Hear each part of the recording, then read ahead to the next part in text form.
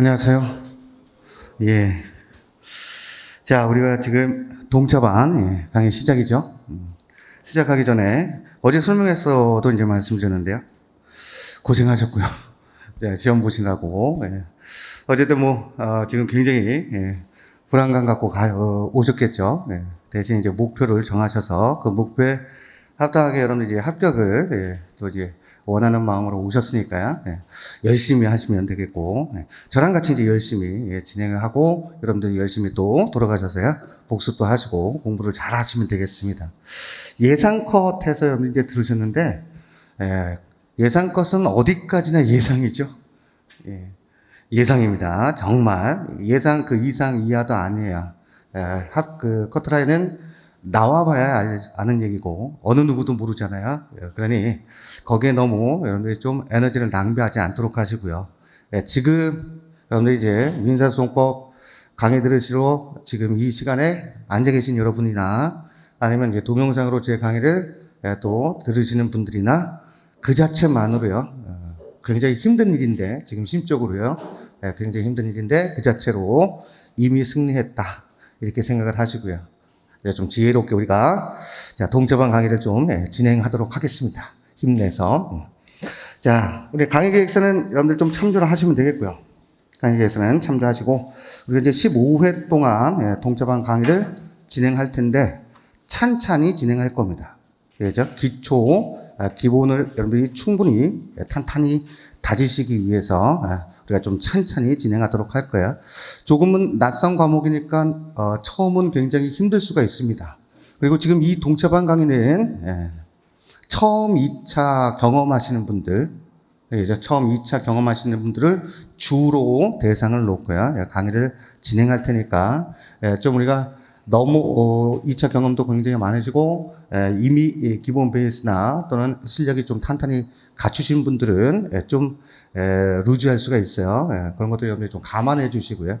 동차반 강의니까 우리는 기초부터 탄탄히 초심자를 대상으로 진행한다. 이건 여러분들 좀 참조를 해 두시고요.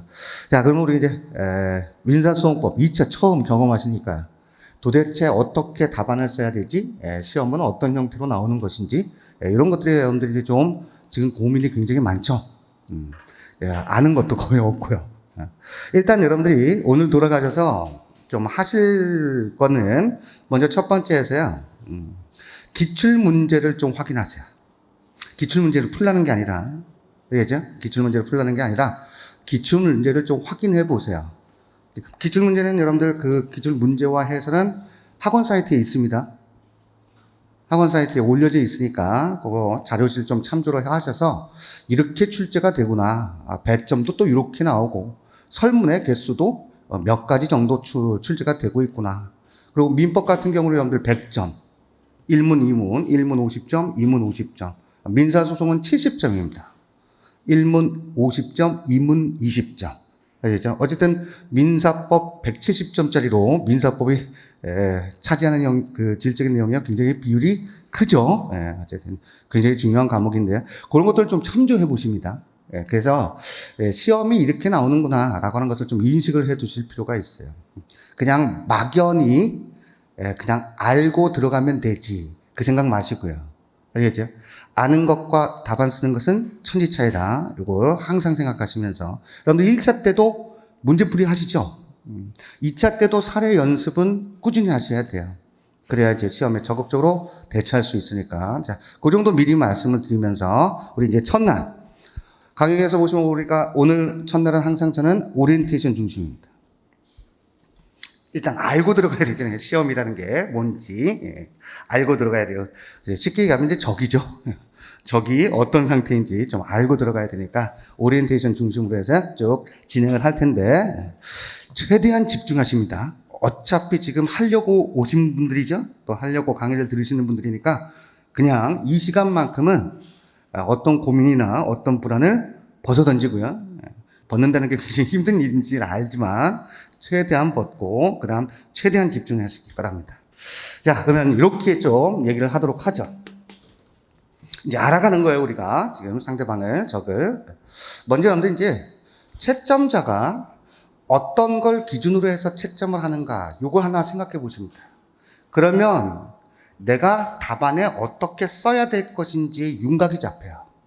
그렇죠. 그래서 항상 저는 강의 때 이렇게 얘기하는데 우선 채점 포인트를 아셔야 돼요. 채점 포인트를 알죠. 뭘 기준으로 채점할까? 이 사람을 합격을 시킬까 말까? 점수를 어떻게 줄까? 어느 정도 줄까? 그 포인트가 크게 얘기하면 네 가지예요. 네 가지. 먼저 첫 번째는 분석력입니다. 근데 이 분석력이다라고 하는 것은 어제 설명회 때 간단히 말씀을 드렸는데 설명회 못 들으신 분은 참고로 한번 보시고요. 뭐 조금 더 부연 설명해 드리면 우선 능력 시험이죠, 우리가.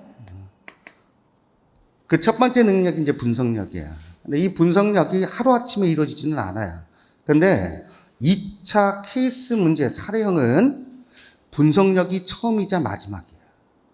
여러분, 이 1년 동안의 기간, 물론 지금 동차반 때 합격을 하면 더더욱 좋겠지만, 우리가 이제 일반적으로, 통계적으로 얘기할 때 동차 가능성은 굉장히 좀 힘들죠. 그렇다고 합격을 못하는 건 아니고요. 힘든 일이니까 기본적으로는 그냥 1년의 그 과정을 갖고 전제를 두고 또 말씀을 드리도록 합니다. 이 분석력이다라고 하는 것이 일단 2차 시험에서 가장 중요한 대목이다. 사실 이거 알면 2차는 끝나요. 왜냐면 예를 들어서 민법 같은 경우 1차 때부터 많은 판례를 보셨죠? 그 판례를 쓸 수 있어야 되겠죠. 근데 분석이 안 되면 이 판례를 쓰라는 문제인지 파악을 못했다는 얘기잖아요. 그러면 아는 판례도 못 쓰게 되는 거예요. 아시겠죠? 그러면 전혀 엉뚱한 분석을 하게 되면요, 엉뚱한 판례를 쓸 수밖에 없습니다.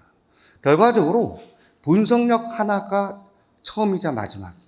근데 이게 한순간에 이루어지지 못해요. 지금 말씀드린 건 끝까지 가져가셔야 돼요. 그렇죠? 한순간에 이루어지지 않습니다. 2달 했다고 파악된다? 네. 천재입니다. 천재. 3달 하면 되냐? 6달 하면 되냐? 말도 안 돼요. 아시겠죠? 이건 거의 10달 하셔야 돼요. 10달. 거의 1년을 하셔야 돼요. 그렇고 1년을 했다고 해서요, 완전하냐? 완전치 않아요. 근데 시험은 모든 걸 아는 상태에서 들어가시는 분 없습니다. 2차는 더더욱 그래요. 아시겠죠? 그러니까 여러분들 이 분석력이 굉장히 중요한 능력인 건 알지만 완벽을 기하지는 마세요. 거기에 부담해서 조금 벗어나십니다. 그러나 최대한 채우자라고 하는 생각만 가지세요. 아시겠죠? 100%는 없습니다. 그러니까 거기에 대한 스트레스를 받지 마시라고요. 이건 나중에 굉장히 그것 때문에 거의 뭐 중도에 포기하는 분도 많아요. 내가 지금까지 헛공부한 거야? 케이스를 못 푸니까. 그런데 한순간에 이루어지지 않는다고요. 그게 차근차근히 쌓여져야 됩니다. 자, 그러면 먼저 이 분석력이다라고 하는 것이 어떤 형태의 틀로 나오는 얘기냐면, 자, 문제 설문 사실관계가 쭉 주어지고요. 그 다음 맨 마지막에 묻고자 하는 부분이 있어요. 예를 들어서 우리 이제 갑의 을한테 무슨 청구를 했는데 인정될 것인가? 이게 묻고자 하는 부분이죠. 최종이죠. 최종. 예, 그거 우리가 설문 이렇게 얘기합니다. 구체적으로, 직접적으로 얘기하면. 그런데 그 부분이 등장되는 사실관계가 쭉 전개가 돼서 나오겠죠. 사실관계. 요걸 우리가 뭐라고 얘기하냐면 사실자료 이렇게 생각하십니다. 사실자료. 여러분들이 무슨 판단을 하기 위한 근거가 되는 자료. 아시겠죠? 이게 이제 사실관계, 사실자료인데 요 사실관계에 대해서야 우리가 법률적 판단으로 전환해야 된다. 어제 설명회 때 누차 강조 말씀드렸는데 다시 한번 강조합니다. 법률적 판단. 이렇게 해서 전환시켜야 돼요. 이렇게 전환 못하면 전혀 엉뚱한 쟁점을 잡을 수밖에 없다. 생각을 하십니다. 그렇지? 그러면 하나 또 말씀드립니다. 여러분 이제 사실관계가 어떻게 구성되겠어요? 갑이 을과 X 건물에 대해서 2년의 약정으로 보증금 얼마를 또는 매매대금 얼마를 이렇게 해서 임대차 계약을 했다, 매매 계약을 했다. 이게 나타나는 구체적인 사실자료죠. 그걸 여러분들이 법률로 어떻게 배우셨냐면 법률행위 이렇게 배우신 거예요. 1차 때. 저는 민사소송법 강의할 때 항상 말씀드리는데 이 민사소송법을 정말 제대로 하게 되면 민법도 먹고 들어갑니다. 그 다음 민사 서류 작성. 나중에 이제 배우실 텐데 신청 서류 그것도 먹고 들어가요. 그만큼 민사소송법이 우리가 이제 차지하는 비율이 실질적으로는 굉장히 높아요. 왜냐하면 여러분들이 1차 때 보셨던 판례도 어떻게요? 그 판례도 지금 배우시게 되는 민사소송 절차에 따라 쭉 재판이 이루어진 결과물로 배우신 거예요. 아시겠죠? 그러니까 민사소송은 민법의 연장이면서요. 그 부분이 민사신청 서류에 포함돼서 나옵니다. 그래서 사실 민사소송 신청은요, 민법이랑 민사소송법을 정말 잘 깨면 굉장히 좀 힘들게 접근하지 않으실 수 있을 거예요. 어쨌든 민사소송이 그만큼 중요합니다. 그런데 그러면 생각해 보세요. 지금 말씀드렸죠, 계약. 이게 실제법적 지식이죠. 법률행위. 그럼 법률행위다라고 하는 것이 어떻게 성립되어 있다? 당사자, 목적, 의사표시. 이게 1차 때 배우셨던 지식이잖아요. 이제 이 법리를 1차랑 2차는 전혀 다른 시험입니다. 대신에 1차 지식이 없으면 2차 지식은 통달하지 못해요. 그러니까 1차 지식은 최소한의 기초적인 지식은요, 깔고 들어가셔야 돼요. 그래서 기본이 굉장히 중요합니다. 기본이 흔들리면 여러분들이 이제 건물이 올라서지 않는 것처럼. 그럼 지금 당사자, 목적, 의사표시, 당목으로 여러분들 배우셨죠? 결국 요 사실관계의 대표적인 예가 뭐겠어요? 이게 계약입니다. 대표적인 예가 계약. 그 계약의 유형이 매매 계약일 수 있고, 임대차 계약일 수 있고, 도급 계약일 수 있고, 여러분들이 이제 채권 강론에서 배우셨던 15종의 전형 계약을 기본으로 모델로 삼겠죠. 그래서 어떠한 계약입니다. 이 계약이 어떻게 이루어진다? 당사자, 목적, 의사표시로 이루어진다. 이런 내용이죠. 당목이다라고 하는 형태입니다. 이걸 2차 사례에서는 구체적인 사실관계로, 사실자료로 제시해 드리는 거예요. 여러분들한테. 알겠죠? 그러면 요 사실자료에 공통적인 계약이다라고 한다면 공통적으로 들어가는 모습이 이거죠. 알겠죠? 이렇게 나옵니다. 그러면 여러분들이 어떤 시각을 갖는다? 이제 이 법률적 판단으로 전환될 수 있는 기초적인 자료는요, 여기서 찾는 겁니다. 이제 여기서 찾는다. 그러면 누가 누구와 이거잖아요. 그게 당사자입니다. 소송상으로도. 무엇에 대해서 어떻게 했는데 이거겠죠? 그게 바로 행위 이렇게 잡으시면 돼요. 무엇에 대해서 그래서 법원의 판단을 구하는 거야? 이렇게 나가는 거예요. 그래서 기초적인 건 이게 소송법적으로는 당사자. 무엇에 대해서 판단을 구하는 거야? 내가 이런 권리가 있어야 판사님. 그 권리가 있고 상대방은 이런 의무가 있으니까 그런 권리 의무가 있다는 걸 판단해 주세요. 이런 내용이죠. 그럼 법원은 그런 권리가 있고 의무가 있는지를 판단하게 되죠. 그걸 법원의 측면에서 얘기하면 심판의 대상 이렇게 얘기합니다. 심판의 대상. 이제 조금 더 구체적으로 보실 거예요. 계속. 그 다음 이 심판의 대상을 여러분들 소송법에서 뭐라고 얘기하냐면 소송물 일으키기예요. 소송물이라는 표현은 여러분들 1차 때도 아마 한 번 정도는 들으신 경험이 있으실 거예요. 소송물이라는 거. 그래서 심판의 대상은 소송물이다. 소송물이다. 기억하십니다.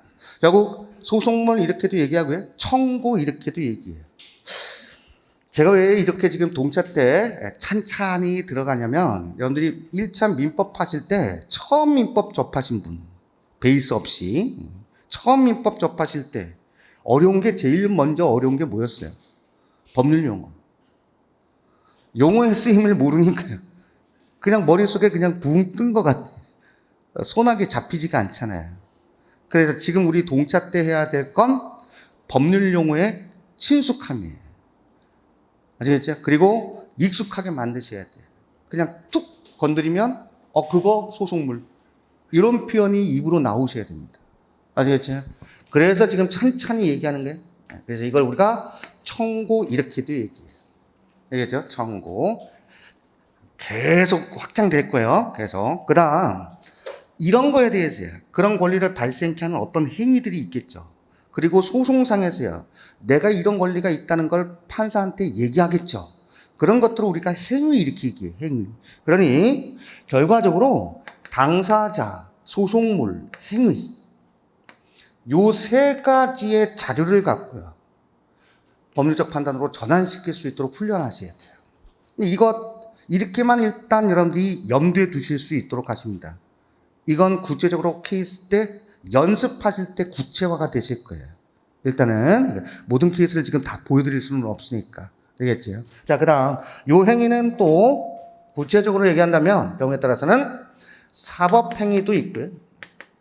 이거 사법행위가 이제 계약 대표적인 거 연상하시면 되고, 그 다음 모두 있겠어요? 소송상의 주장 이런 것들. 좀 내 말 좀 들으세요. 이렇게 얘기할 수 있는 거죠. 그래서 그걸 우리가 소송행위 이렇게 얘기하는 거예요. 아시겠죠? 소송행위. 그래서 이 국면에서 법률적 판단으로 전환될 수 있다라고 하는 걸 항상 염두에 두십니다. 그런데 여러분들 생각해 보세요. 당사자가 이게 왜 이와 같은 마인드를 형성하셔야 되냐면, 저는 누차 동차 때 이렇게 얘기합니다. 처음 길을 잘 들이셔야 돼요. 시행착오 할 마음 없으시죠, 여러분들? 시행착오 할 마음이 없으니까 지금 이 자리에 오셨고 강의를 들으시는 거잖아요. 알겠죠? 왜 시행착오가 이루어지냐면 처음 길을요 잘못 드니까 그래요. 그러니까 처음 길을 잘 들이셔야 됩니다. 그럼 제가 말씀드리는 이게 하나의 길을 여러분들 앞에 깔아드리는 거예요, 지금. 그러니까 잘 여기에 대해서 익숙하게 여러분들이 마무리만 하시면 돼요. 적응만 하시고. 그러면 이런 내용이에요. 당사자도 왜 이걸 길로 잡냐면, 당사자도요, 여러분들, 각각 한 명씩 존재만 하는 건 아니죠. 그러니까 예를 들어서 권리자가 한 명, 의무자도 한 명, 그런 경우도 있겠지만, 의무자가 여러 명일 수 있잖아요. 그걸 여러분들이 실제법에서 어떻게 배우셨어요? 다수 당사자 채권 채무 관계. 이렇게 배우신 거예요. 그럼 소송에서도요, 권리가 있다고 주장하는 자가 여러 명일 수 있고, 의무자로 주장받고 당하게 되는 자가 여러 명일 수 있죠. 아시겠죠? 그러니 그런 소송을, 그래서 이런 복수인 형태가 나와요. 복수인 형태. 그걸 우리가 공동소송 이렇게 얘기합니다. 아시죠? 넓게는 우리가 다수 당사자 소송 이렇게 얘기하는데, 그 중에서도 지금은 공동소송 이런 것들 염두에 두시는 거예요. 그러면 소송물도요, 여러 가지가 있을 수 있죠. 즉, 갑이 을한테 돈 빌려준 게 있어요. 그럼 대여금 채권 하나일 수도 있지만, 갑이 을한테요, 돈도 빌려줬고요. 자기가 갖고 있는 X 부동산을 을한테 팔았어요. 그럼 매매대금도 받아야 될 권리가 있는 거죠. 그럼 여러분들 어떻게 하실 거예요? 돈 일단 받고 나중에 또 매매대금 청구하지 뭐. 그럴 수도 있지만 한꺼번에야 판사님, 저 매매대금도 받아야 되고요, 대여금도 받아야 되겠습니다. 그러면 법원의 심판 대상은 뭐야? 매매대금 채권 채무가 있는지, 대여금 채권 채무가 있는지 두 가지가 나오죠. 하나만 나온 게 아니라. 아시겠죠? 이게 소송물이 복수로 녹아는 거예요. 소송물의 복수. 이걸 우리가 청구의 병합 이렇게 얘기하는데, 지금 청구가 소송물이잖아요. 이해되죠? 그러니까 청구의 병합 이렇게 얘기하는 겁니다. 그러니까 결국 소송물이 복수로 등장되고요. 이런 것들을 우리가 청구의 병합 이렇게 얘기합니다. 자, 미리 또 얘기합니다.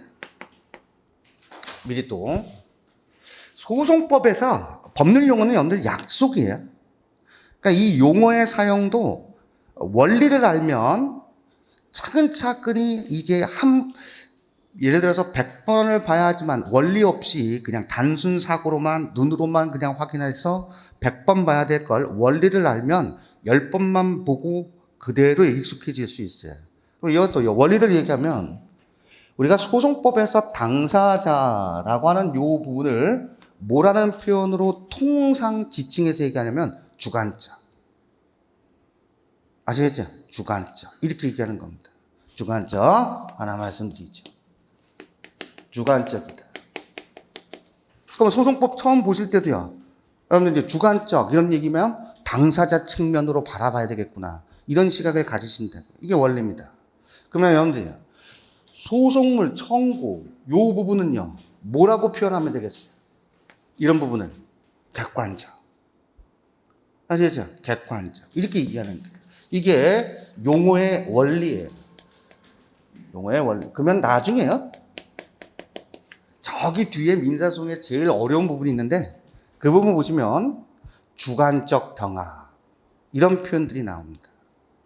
주관적 병합이라는 건 결국 뭐겠어요? 주관적으로 여러 명 이거겠죠. 결국 뭐야? 공동소송을 지칭하는 표현. 아시겠죠? 그러면 청구의 병합은 또 다른 말로는 뭐라고 표현할 수 있어요? 객관적 병합 이렇게 표현하는 겁니다. 아시겠죠? 청구의 병합은 객관적 병합 이렇게 표현하는 바예요. 원리를 아셔야 돼요. 원리를. 자, 그 다음 이렇게 해서 이제 전환된 바대로 쟁점이 뭔지가 일단 분석이 되실 수 있도록 하셔야 돼요. 우리 동차니까 너무 진득하게 너무 세세하게 들어가면 안 돼요. 아마 그러면 오늘 첫 시간 하고 돌아가신 분들이 많으실 겁니다. 자, 이 정도에서 일단 기본적인 마인드를 2차 마인드를 형성하시고, 그 다음 두 번째에서는요, 쟁점이 뭔지 분석됐다고 해서요 끝난 건 아니죠. 그 쟁점에 대해서 뭐 해야 돼요? 답안에 써야 되잖아요. 어떻게 써야 잘 점수를 받을까요? 어떻게 써야 점수를 잘 받을까요? 채점 포인트에 맞게. 그러면 이 두 번째 채점 포인트가 뭐냐면 그 분석된 쟁점에 대해서 충분히 이해하고 있는가를 보게 돼요. 채점제는. 그래서 두 번째 능력은요, 이해력입니다. 두 번째. 근데 이 이해력은요, 엉뚱한 쟁점 잡으면 이해력도 안 보여지는 거예요. 그러니까 항상 얘기인데 여기서부터 출발하는 겁니다. 여기서부터. 아시겠죠? 사실 자료부터 출발하시는 거예요. 그러면 이 이해력은 또 어떻게 써야 되느냐? 그래, 쟁점은 파악됐어. 그러면 내가 충분히 이해하고 있다는 걸 채점자한테 어떻게 이미지를 심어줄까? 이 얘기죠. 자, 먼저 첫 번째에서요. 이 이해력은 정확성을 얘기합니다. 정확하게 쓰셔야 돼요. 두루뭉실이라는 건 없습니다. 더더군다나 2차에서는. 1차는 오지선다니까요. 지문이 주어지잖아요.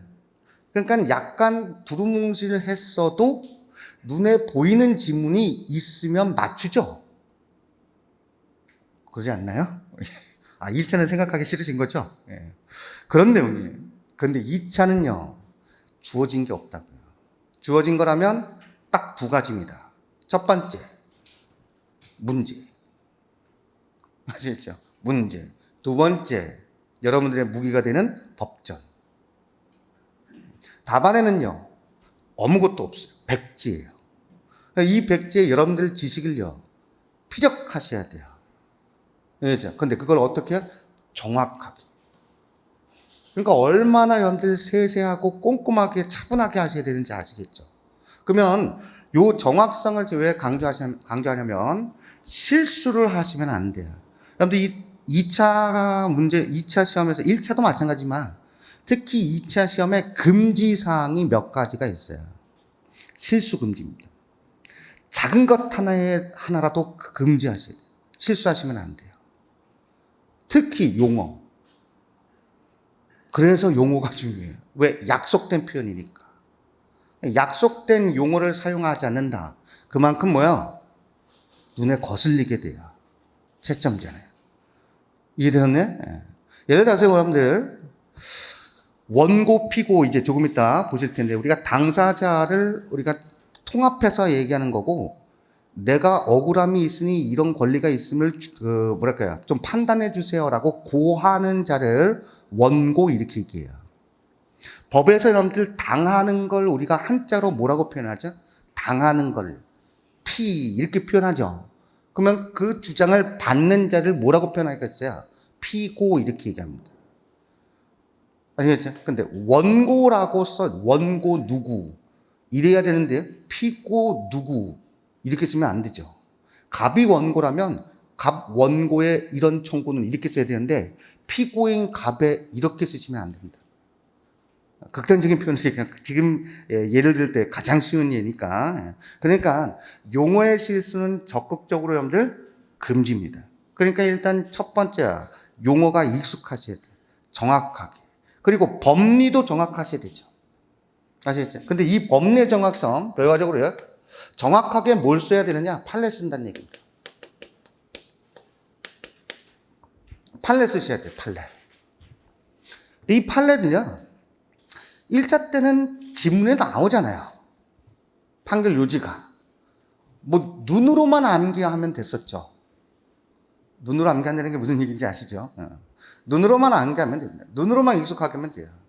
근데 2차는 백지라고요. 아시겠죠?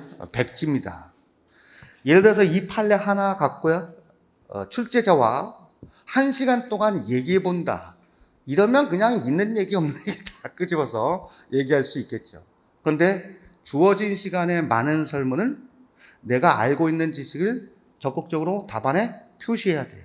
현출하셔야 돼요. 굉장히 어려운 부분이에요. 근데 이 판결 요지를 그렇다고요. 전부 암기할 수가 없어요. 암기할 수 있는 분이 이제 천재, 우리가는 이제 좀 동떨어진 사람, 이런 내용이죠. 그리고 그렇게 쓸 필요도 없습니다.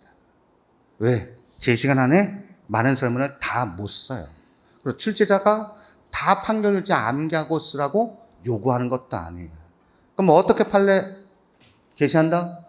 설명회 때도 말씀드렸지만 첫 번째 키워드. 첫 번째로 한마디로 얘기하면 핵심. 이 핵심은 단어로 핵심이 있는 부분이 있고요. 문장으로 핵심이 있는 부분이 있습니다. 그래서요. 핵심 키워드나 핵심 센텐스, 키 센텐스를 여러분들이 암기하시는 거예요. 그리고요. 앞뒤로 뭐예요? 앞뒤로 살을 덧붙이는 겁니다. 아시겠죠? 앞뒤로 살을 덧붙인다.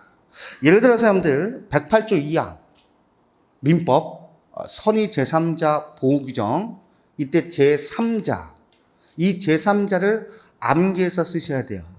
제3자가 누구인가 라고 하는 것. 요거는 여러분들 핵심 키센텐스야. 문장입니다. 즉 당사자 및 포괄 승계인 이외자로 실질적인 새로운 법률상 이해관계를 맺은 자. 이런 문장은 그대로 암기하시는 거예요. 아시겠죠? 이런 문장은 그대로 암기하시는 겁니다. 이런 건데 선의의 제3자, 선이다라고 하는 것. 여기서는요. 선이면 족하고 과실 같은 건 문제되지 않는다는 게 판례의 핵심이죠. 근데 그 판례를 제시한 그 판결 요지를요. 다 암기해서 쓸 필요 없다고요. 그리고 그때는 선이면 족하고 과실은 불유한다. 이렇게요. 핵심 키워드 갖고 문장을 만드시면 돼요. 이해되었죠? 그래서 여러분들 사실 2차 때 필요한 부수적인 능력이 있는데 필력이 좋으면 그만큼 먹고 들어가요. 그래서 예전에 여러분들 글 짓기 잘 하시는 분이 있어요. 글 짓기 그러니까 어떤 식이냐면 조금만 알아도요. 두 개를 아는데 이 사람의 글을 보면 5개, 6개는 아는 것처럼 보여.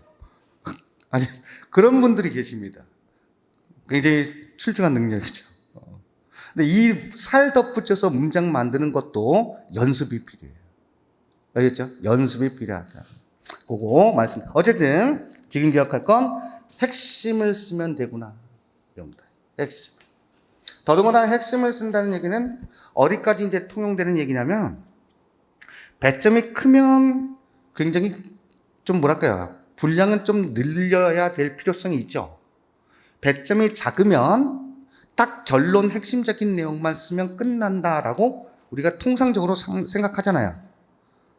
근데 이게 늘리고 줄이고가 어떻게 해요? 자유자재로 돼요.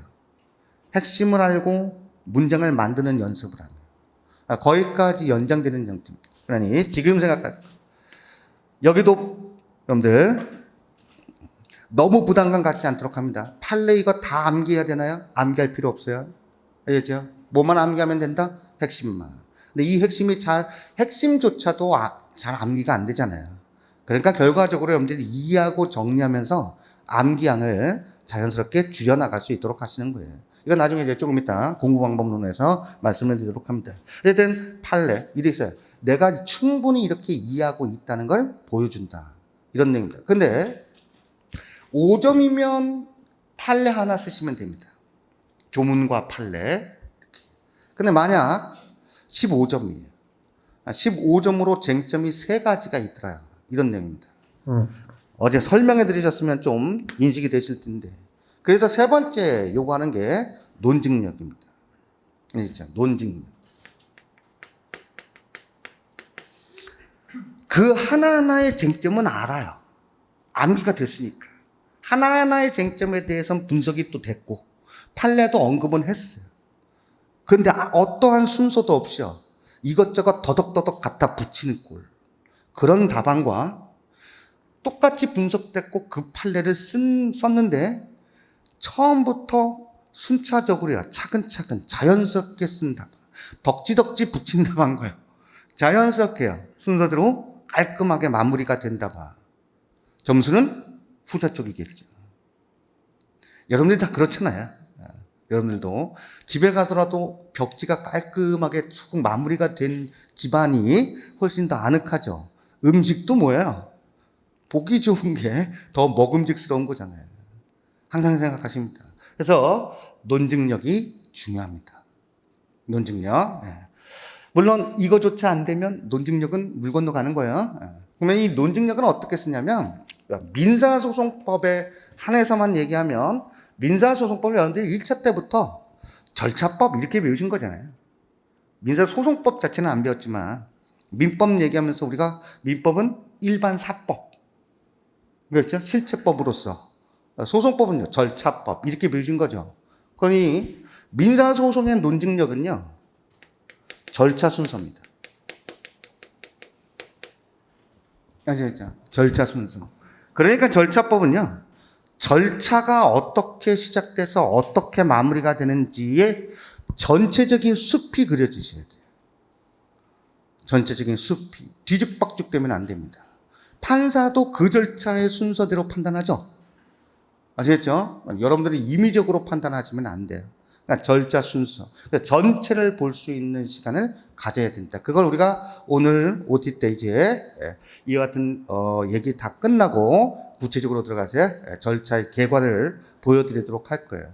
그래야 여러분들이 왜 이걸 아셔야 되냐면 절차의 전체적인 숲을 보게 되면 논증력도 키워지겠지만 더더욱 실질적인 내용은 요 판례의 쓰임새를 알게 돼요.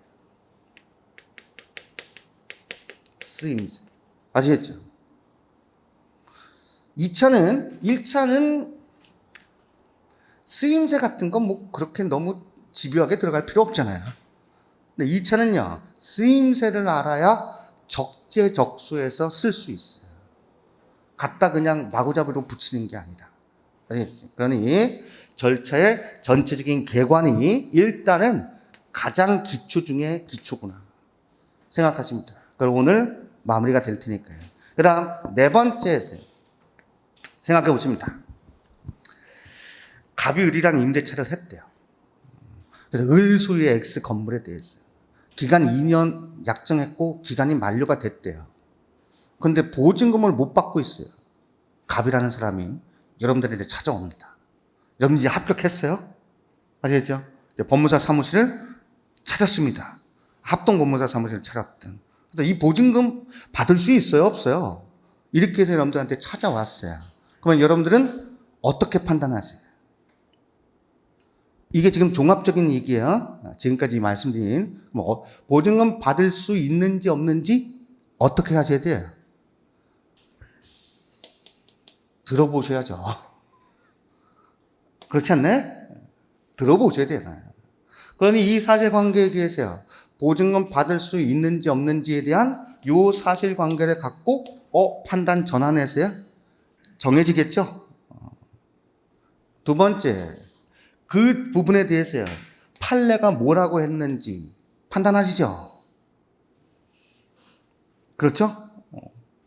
판례에 따르면 보증금 받을 수 있는지 없는지가 판단이 되셔야 되잖아요. 그걸 쓰셔야 된다고요. 답안에.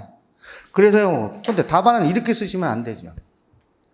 자, 이래서 판례에 따르면 이러이러한 때에는 인정된다고 하였다. 끝. 그러면 돼요, 안 돼요? 답안에는 그러면 안 됩니다. 어디까지 쓰셔야 된다? 그럼 마치 여러분들이 갑이라는 사람이 여러분들한테 찾아갈 때 여러분들이 이렇게 얘기하는 거와 또 동일해요. 판례는, 제가 하는 판례는요, 이러이러할 때는 이러이러하다고 합니다. 그러면 상대방이 뭐라고 해요? 아, 그래서 받을 수 있다는 거예요? 받을 수 없다는 거예요? 이렇게 물어보겠죠? 알겠죠? 뭘 얘기하느냐면, 케이스 사례 문제는 사안을 해결하세요. 사안을 해결하지 않고요, 여기까지만 제시하면 완전한 답안이 되지 못한다고요. 그러면 사안을 해결하기 위한 능력을 보여주셔야 된다고요. 이해됐나요? 사안의 해결 능력을 보여주셔야 된다. 그러면 사안은 어떻게 해결합니까? 사안은 한마디로 얘기하면 문제되는 요건이 있겠죠. 알겠죠? 예를 들어서 임대차 계약, 보증금만 한 청구, 임대차 계약 체결했는데 임대차가 종료가 됐어요. 보증금은 준 게 있어야 되잖아요. 그럼 임대차가 종료가 됐는지, 기간 만료로 종료가 됐는지, 아니면 묵시적 갱신이 됐는지, 이런 부분이 문제가 되는 형태가 나오겠죠. 알겠죠?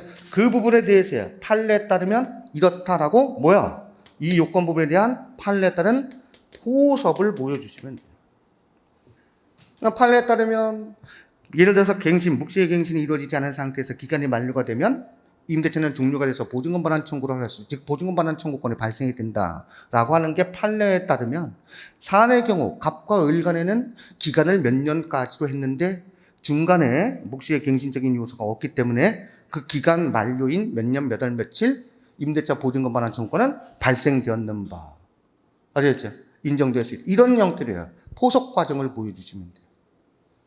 이해되었나요? 이 하나하나가 다 어려워요. 다 하나하나가 어렵습니다. 어려운데, 그러니까 뭐가 필요하다? 연습이 필요하십니다. 연습. 근데요, 생각해 보십니다. 우리가 왜 지금 민사소송법 교재 법정 갖고 배우신다? 연습 아무리 있으면 뭐예요? 그렇죠? 알고 해야지. 알지도 못하고 무슨 연습합니까? 그러니까 그걸 연습이 자연스럽게 터득이 되기 위해서야 이런 내용을, 지금 이런 능력을 보여주기 위해 법리를 배우시는 거예요.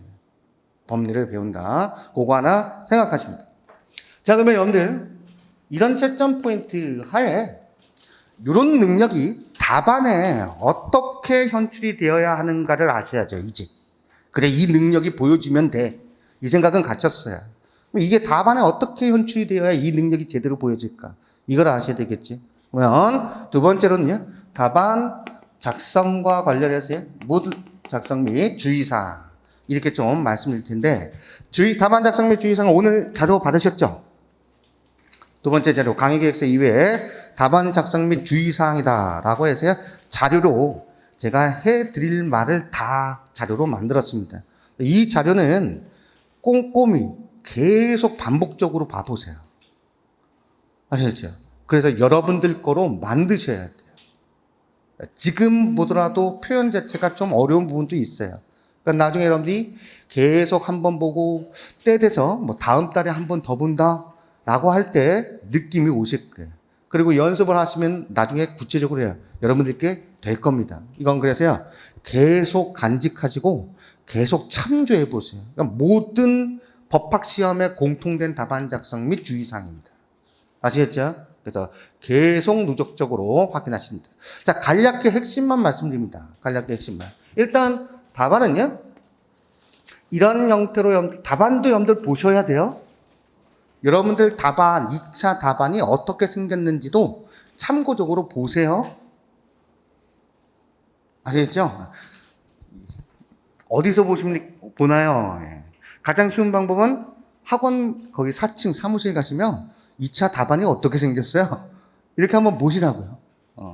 답안이, 그러니까 한 장이라고 할 때 1편, 즉 여기에 한 면, 여기에 한 면, 그리고 뒤돌아서 한 면 이렇게 있습니다. 그 중에 한 면만 뽑아서 오도록 하죠. 이렇게. 1쪽입니다. 1쪽. 그리고 줄이요. 이렇게 쭉 있습니다. 줄이 쭉 있는데, 일단, 문제 자체가, 설문 1, 아라비아 1. 어제 설명했던 말씀드렸는데, 출제자가 설문 1 이렇게 낼 수도 있고, 설문 가 이렇게 낼 수도 있고요. 설문 표시가 또는 양가로 1번 이렇게 낼 수도 있어요. 알겠죠? 출제자가. 이럴 때야, 예를 들어, 첫 번째에서요. 여기 한 줄 한 줄이에요. 지금 말씀드린 얘기는 첫 번째. 이게 이제 일반적인 형태입니다. 설문 1 또는 가로 나왔다면 가 또는 양가로 1번으로 나왔다면 1. 아시겠죠? 여기에 관하여 이렇게 쓰세요. 이렇게 해서 내가 살펴보겠다. 첫 번째. 그 다음 줄에는요. 미리 말씀드리죠. 요 답안은 지금 여러분들 머릿속에 딱 기억할 건 뭐냐면 답안 기본적으로 어떻게 쓰냐면 답안은요. 판결문 쓰듯이 쓰시면 돼요. 판결문. 그래서 여러분들 민사소송법을 우리가 판사법학이다 이렇게도 얘기합니다. 여러분들도 어떻게 판사 입장에서 풀어나세요. 판사 입장에서. 여러분들 판결문 한번 보셨나요? 가장 쉽게 대법원 종합법률정보 거기 사이트 들어가시면 판결문을 볼 수 있습니다. 알죠? 그러면 다른 건 다 고사하더라도 주문과 이유란이 있어요. 주문은 주된 글이라는 거예요. 즉 이 사건의 주된 글이 뭔지, 그리고 그 결론을 도출하기 위해서 이유는 어떤 이유였는지 이렇게 구성되어 있어요. 이 주문과 이유란이 판결문에 주문과 이유란이 여러분들 시험에서 답안에는요. 다른 특별한 사정이 없을 땐 어떻게? 첫 번째 결론 이렇게 나갑니다. 주문에 대응돼서 여러분들 답안에는요. 결론 이렇게 나가는 거예요. 우리 결론 옆에 쓰지 마세요. 그렇죠? 이게 처음에 다 길들이는 거라고요. 그냥 무작위로 쓰시면 안 되고 결론 다음. 왜죠? 결론 다음 줄에 쓰시는 겁니다. 즉 예를 들어서 갑의 을에 대한 청구는 인정될 수 있는가? 이렇게 물었으면 인정될 수 있으면 인정될 수 있다. 인정될 수 없으면요. 인정될 수 없다. 이렇게 쓰신다고. 갑의 을에 대해서 무슨 청구에 소를 제기했는데 이 소는 적법한가? 이렇게 물었을 때 적법하면 적법하다. 적법하지 않으면 적법하지 않다. 아시죠? 이렇게 쓰시면 된다고요. 이해됐나요? 청구는 인용될 수 있는가? 또는 법원은 어떤 판결할 수 있는가? 인용 판결 내리면 된다. 기각 판결하면 된다. 이렇게 쓰시면 됩니다. 자, 이제 어떻게 쓰시는지는 좀 감을 잡혔는데 수험적으로는 항상 이 얘기를 주의하십니다. 설문에 부합하게 쓰세요. 직접적으로 묻고 있는 바대로 쓰세요. 아시겠죠? 인정될 수 있는가? 인정될 수 있으면 인정될 수 있다. 인정될 수 없으면 인정될 수 없다. 이렇게 쓰시는 거지. 인정될 수도 있겠고 인정될 수도 없고 이렇게 쓰시면 안 돼요. 설문에 부합하게 이렇게 쓰시는 겁니다. 또는 이거야.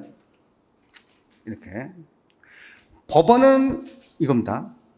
법원은 어떤 판단을 할 수 있는가? 그러면서요. 설문에 괄호에 청구 인용, 청구 기각 이렇게 제시해 줬어요.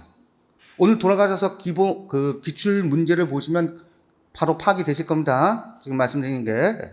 그러면 인용이면 청구 인용, 기각이면 청구 기각 이렇게 제시된 대로 부합하게 쓰셔야지 그냥 인용된다고 해서요.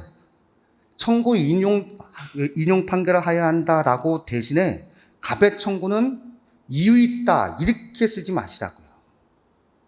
아니죠? 그러면 이런 내용이 같은 거 아닙니까? 물론 내용적으로는 같죠. 그렇죠? 그런데 설문에 정확히 부합됐다고 보기는 곤란합니다. 왜요? 출제자가 제시한 대로요. 따르지 않은 거예요. 이유 있으면 인용이라고 쓰고 이유 없으면 기각이라고 쓰라고 제시했더니 이유 있다라고만 쓴 거예요. 마치 이겁니다.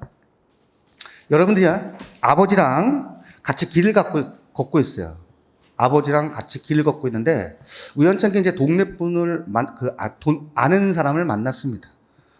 누굽니까? 이제 여러분들한테 물었습니다. 옆에 계신 분이 누군가요? 아는 사람인데요. 아버지 아는 사람 맞죠? 아니겠죠? 아버지 모르는 사람 아니잖아요. 아는 사람인데요. 적절치 못하다고요. 무슨 얘기인지 아실 겁니다. 부합하게, 최대한 부합하게, 제시된 대로 부합하게 쓴다. 생각하시기. 그 다음 두 번째, 다음 줄. 여기도 설문에서 갑의 청구는 인정될 수 있는가? 그 결론 및 이유를 설명하시오. 이렇게 나오면 이유라는 타이틀로 다는 겁니다. 아시겠죠? 이것도 제대로 부합하게 쓰시는 거예요. 근데 결론 및 근거에 대해서 설명하시오. 그러면 근거라는 목차로 형성하시는 거예요. 그리고 그 결론 및 그에 이르게 된 논거를 제시하시오. 또는 이에 대한 논의를 하시오. 이러면 논거 이렇게 쓰시는 겁니다. 이해되었죠? 근데 아무 말 없이 갑의 을에 대한 청구는 인정될 수 있는가라고만 물었다면 여기에서는요, 이유나 근거 둘 중에 하나 여러분들이 선택적으로 써도 상관은 없어요. 이것도 설문에 제시된 대로 쓴다는 겁니다. 아시겠죠? 이렇게. 그 다음 요 안에 포함될 내용에서 저는 항상 이렇게 얘기합니다. 배점이 10점 정도부터 그 이상이다. 그러면 목차 형성하세요. 아시겠죠? 목차. 물론 목차는 여기서 양가로 1번 쟁점 나오겠죠? 그리고 그 내용 쓰시겠죠? 다음 줄부터. 그리고 양가로 2번 쟁점 나오겠죠? 어제 설명했에 따르면 여러분들 첫 번째, 예를 들어서 갑의 을에 대한 소유권에 대한 방해배제 청구로 또는 갑의 을에 대한 전세권, 저당권 설정 등의 말소 등기 청구권 인정 여부 이렇게 나온다고요. 두 번째, 예를 들어 108조 2항 제3자 해당 여부 이렇게 나간다고요. 아시겠죠? 그런 형태로 목차 다십니다. 여기까지만 다시면 돼요. 너무 지나치게 세부적인 목차 거기까지 너무 귀 기울이지 마시고. 그리고 세 번째, 그리고 이런 쟁점들 다음에 이제 맨 마지막 사안의 경우. 그래서 이 사안의 경우에서는 사안 해결하십니다. 다음 줄부터. 그렇죠? 다음 줄부터. 그런데 이건 10점 이상의 정도일 때 얘기고, 예를 들어서요. 예를 들어 5점이다. 아시겠죠? 5점이다. 그러면 목차 필요 없습니다. 그죠? 목차 필요 없습니다. 그러면 이 목차, 여기 목차 2번, 아라비아 2번 다음에 1번 내용 언급, 2번 내용 언급. 아시겠죠? 그래서 사안의 경우는 어떻다. 이렇게 쓰신다고요. 그러니까 항상 뭘 고민하신다? 여기서는 쟁점에 대한 분석과 이해와 논증하에 사안을 해결한다라고 하는 능력이 여기서 보여지는 겁니다. 아시겠죠? 이 목차 안에 보여진다. 단 배점을 고려하죠. 그렇죠? 배점을 고려하죠. 5점이야. 경우에 따라서 3점짜리도 나옵니다. 민사법에서. 결국 5점 이하는 목차 없다. 내용 서술은 번호 붙여가면서 한다. 아시겠죠? 대신에 10점 정도 이상부터는 반드시 목차 잡자. 왜냐면 상대평가니까 그래요. 아시겠죠? 상대평가니까. 왜냐? 상대평가니까.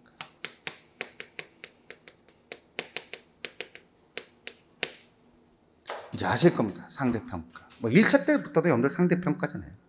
누가 더 점수 잘 받는가. 이와 같은 형태니까요. 상대평가니까 그렇습니다. 아시겠죠? 요거 항상 생각해 두세요. 생각해 둔다. 자, 그리고 이제 뭐 설문 두 번째가 나온다면 여기서 사안 해결 다 끝난 다음에 한 줄 띱니다. 아시겠죠? 한 줄 띄고 그 다음 줄에 로마자 2번 설문 여기도요. 뭐 아라비아 2로 나왔다면 2에 관하여 나로 나오겠죠. 여기가 가라면 나에 관하여 양거로 1이라면 여기는 양거로 2겠죠. 2에 관하여 그 다음 결론 그 다음 이유 근거 논거 마찬가지 형식입니다. 이해되었죠? 이와 같은 형태로 답안을 작성하시면 돼요. 답안 작성하시면 돼요.